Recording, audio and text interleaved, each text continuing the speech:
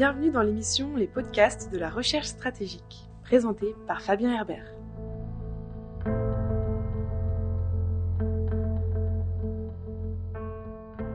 Bienvenue pour ce nouvel épisode des podcasts de la recherche stratégique, un format audio consacré aux questions de sécurité internationale créé par la FRS, la Fondation pour la recherche stratégique. Aujourd'hui, nous allons évoquer le prochain sommet de l'OTAN avec Bruno Tertrais, directeur adjoint à la FRS. Bonjour Bruno Tertrais. Bonjour. Le prochain sommet de l'OTAN aura lieu le lundi 14 juin 2021 à Bruxelles. Quels seront selon vous les enjeux de ce rendez-vous ? Alors l'enjeu, il est d'abord symbolique, c'est celui de la réunion de famille. Tout le monde, ou presque, est heureux de la fin du mandat de Donald Trump. Et là, ça va être « embrassons-nous Folleville ». L'Amérique va dire « nous sommes de retour, vous êtes nos meilleurs alliés ». Certes, l'OTAN doit s'adapter et vous devez continuer à dépenser davantage pour votre défense, mais nous sommes là, nous sommes de nouveau unis. Voilà, c'est ça le premier enjeu. D'ailleurs, ce sommet sera assez court, d'après ce que je comprends. Il y aura sans doute un dîner de travail la veille, mais le sommet lui-même ne durera que quelques heures. Donc c'est un sommet très politique. Il faut rappeler qu'il sera suivi par une réunion entre l'Amérique et l'Union européenne, et ensuite par un sommet avec Vladimir Poutine. Donc c'est toute une séquence internationale qui se dessine et le sommet, ce court sommet, se déroule en début de cette séquence. Il y a quand même, dans les enjeux de ce sommet, il y a quand même celui du lancement de ce qu'on appelle le concept stratégique, c'est-à-dire la révision de la stratégie d'ensemble de l'OTAN, puisque le concept stratégique date de 2010 et qu'évidemment beaucoup d'eau a coulé sous les ponts depuis 11 ans et que personne n'osait mettre en route le chantier de l'adaptation du concept stratégique pendant que M. Trump était encore là. Voilà, donc pour l'essentiel, un sommet très politique et symbolique. Il n'empêche qu'il y aura quand même des vrais dossiers qui seront abordés. Emmanuel Macron a déclaré en 2019 que l'OTAN était en état de mort cérébrale. Ce sommet va-t-il signer la résurrection de l'OTAN ? Écoutez, oui, je dirais que on a eu la thérapie de choc d'Emmanuel Macron et que là, on est plutôt en phase de rééducation. Mais c'est vrai que c'est une alliance qui va mieux et c'est une organisation militaire qui va bien. C'est une alliance qui va mieux parce que, évidemment, les points de friction entre l'Amérique et ses principaux alliés européens sur l'OTAN ont quasiment disparu. Il y a quand même le problème turc qui reste, en tout cas pour la France, pour les États-Unis et pour certains alliés. Ankara sera-t-elle le trublion du sommet? Personne ne peut le savoir avant, mais il y a quand même une question turque en termes de comportement en tant qu'allié qui continue à se poser. Et globalement, l'Alliance Atlantique va mieux. Quant à l'organisation militaire, elle va bien. Elle a subi des adaptations considérables depuis 2014, depuis l'invasion de la Crimée. Elle s'est adaptée aussi aux nouvelles conditions du rapport de force, c'est-à-dire avec le cyber notamment, mais aussi avec la mobilité stratégique qui est en passe d'être améliorée. L'idée, c'est de pouvoir acheminer, si besoin, des renforts plus rapidement vers l'est de l'Europe. Donc, globalement, c'est une alliance qui va mieux et une organisation militaire qui va bien et qui est en train, par ailleurs, de se débarrasser, si j'ose dire, du fardeau afghan, puisque la fin de la mission Afghanistan, de la très longue mission Afghanistan, se profile. Moi, je ne fais pas partie de ceux qui parlent d'échec. Je pense que c'est plus compliqué. Je pense que c'est une question de coût-efficacité plutôt dont il faut parler. Mais l'Afghanistan a eu aussi un avantage pour l'OTAN, c'est qu'elle a permis de maintenir entre les forces des différents pays une habitude, une expérience des opérations et du combat qu'ils n'auraient peut-être pas eu sans cette trop longue opération afghane. Pour revenir sur l'Afghanistan, la participation de forces qui n'ont pas forcément l'habitude de ce type de terrain, je pense aux forces polonaises ou allemandes, est-ce plutôt un point positif en termes d'exercice pour l'OTAN ?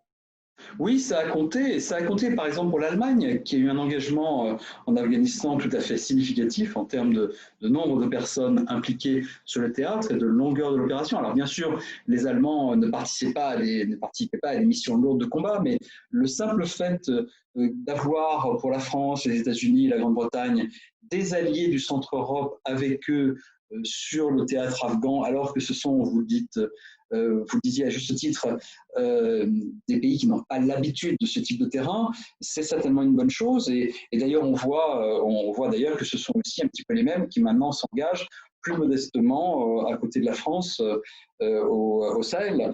Donc, ça fait partie des raisons pour lesquelles, à mon sens, effectivement, l'organisation militaire va plutôt bien. Au niveau extérieur, les problématiques russes et chinoises semblent dominer le débat. Est-ce pour vous une réalité qui tente à devenir structurelle pour l'OTAN? Alors la Russie, ça a toujours été structurel pour l'OTAN et ça l'est redevenu d'une certaine manière à partir de 2014. Ça continuera à l'être. Ce qui est nouveau, c'est la Chine.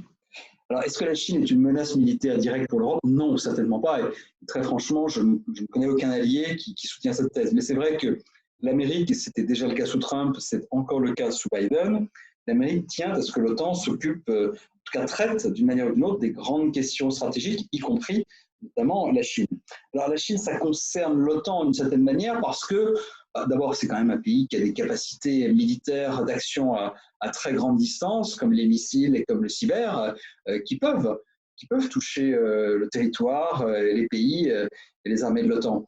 Et puis c'est aussi un pays qui investit beaucoup en Europe dans des infrastructures stratégiques. Je pense aux infrastructures portuaires, au transport et surtout aux télécommunications. Et tout ça, ça fait partie quand même de la sécurité globale des pays de l'OTAN. Et donc, ça ne me paraît pas du tout illégitime pour l'OTAN d'évoquer la question chinoise. Qu'est-ce qu'elle veut dire? Que veut dire la montée en puissance et le raidissement de la Chine pour les pays de l'OTAN? Ça me paraît être une question tout à fait légitime. Elle devra d'ailleurs être traitée dans le futur Conseil stratégique.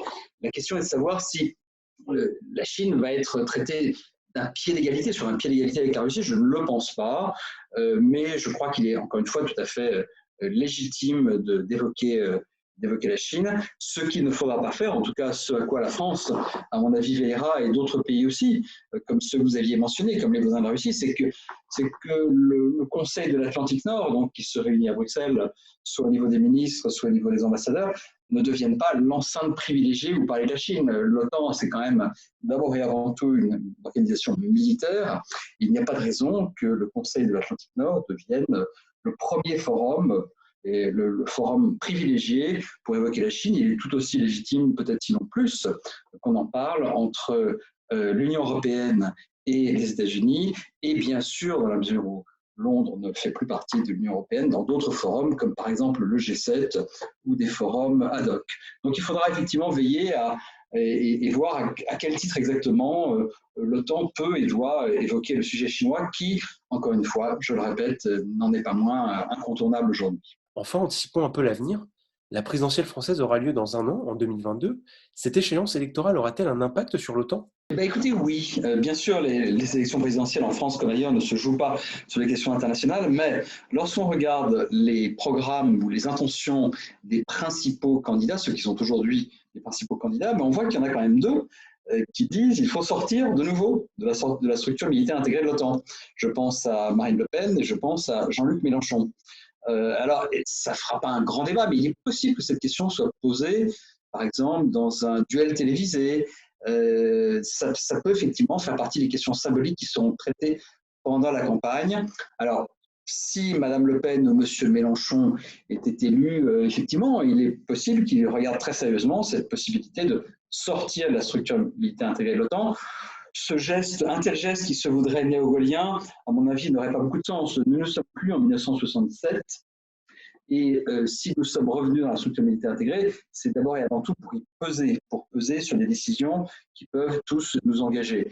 Et contrairement à ce que disent certains responsables politiques, d'ailleurs, cette appartenance à la structure militaire intégrée, elle n'est pas une contrainte pour nos forces armées. À tout moment, comme tous les autres pays d'alliance, nous pouvons participer ou ne pas participer à une opération, retirer ou augmenter nos forces. Cette appartenance à la structure militaire intégrée, elle est plus, à mon sens, un avantage qu'un inconvénient pour la France d'aujourd'hui. Merci Bruno Tertrais, merci à vous qui nous écoutez. Si vous voulez suivre les activités des chercheurs de la FRS, rendez-vous sur notre site internet. Vous pouvez également nous suivre sur les réseaux sociaux. Enfin, n'hésitez pas à faire un tour sur notre page YouTube, vous y trouverez de nombreuses vidéos sur des sujets divers et variés, toujours en lien avec les politiques de sécurité internationale. Merci et à bientôt pour une nouvelle émission. C'étaient les podcasts de la recherche stratégique, présentés par Fabien Herbert.